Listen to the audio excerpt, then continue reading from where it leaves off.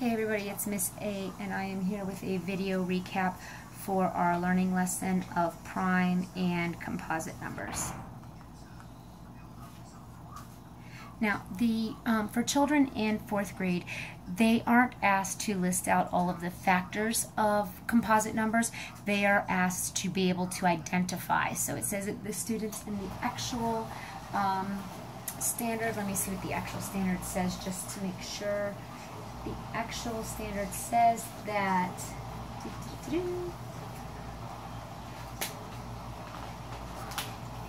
hi, let me find it. Here we go. The actual standard says determine whether a given whole number in the range of 1 to 100 is a prime or composite number. So prime numbers, here it's basically understanding vocabulary, not getting it confused.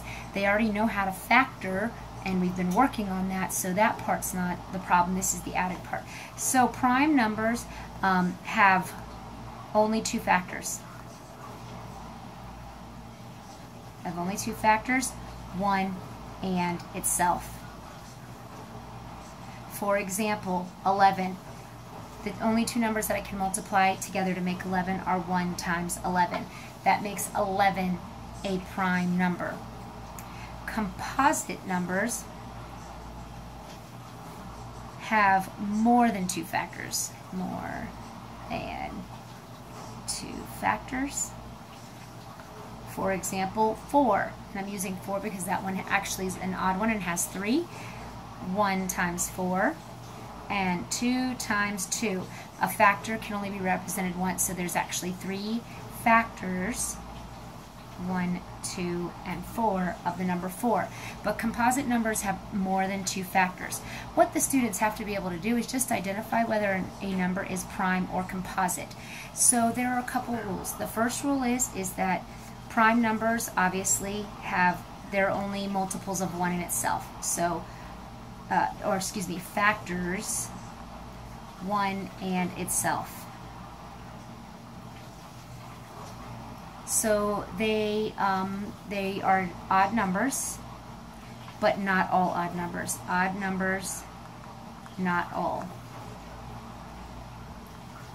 So it's not all odd numbers, but they can only be odd numbers. Now, composite numbers. Oh, actually, odd numbers, not all, and the number 2. The number 2. So composite numbers,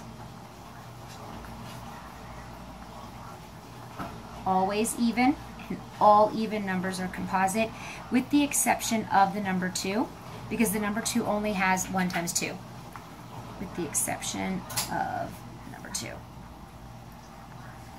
So what the students, basically they have to look at a number and they will have to identify whether it is prime or composite. So for example, I have the number 5.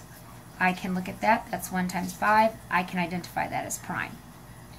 The number 12, I don't even need to work it out at this point. The only ones I really have to work out are my odd numbers. So odds are the only ones I have to work out. If it's even and not the number 2, I already know that it is composite.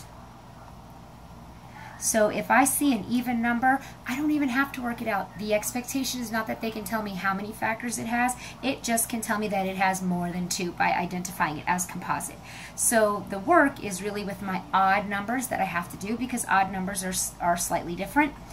And they may ask a question on the test or on something that might say, odd numbers between 1 and 10 are all prime, or odd numbers between 1 and 20 are all prime, and they have to be able to state whether that statement is true or false. So again, with prime and composite, they only have to work out odd numbers, because they only need to identify whether it's prime or composite.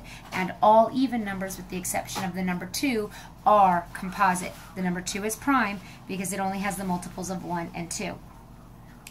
The number 1 is also prime because it's 1 and 1. 3 is prime. The number 5 we already did. The number 7 is prime. The number 9 is composite because 1 times 9 is 9 and 3 times 3 is 9. So that's where you'll see, and there are a few odd numbers that do end up being composite. So again, Even numbers, you don't even need to do any work. It's always composite unless it's the number 2. And then odd numbers are where we have to do the work, and we just have to work, and they're usually multiples of 3 or multiples of 7. You find them in that route. So hope this video helps. If you have any questions, put it down in the comments. Again, they are using factoring, but they only have to factor those odd numbers to see if they have anything that you can multiply other than just 1 in itself. Thanks for watching, everybody.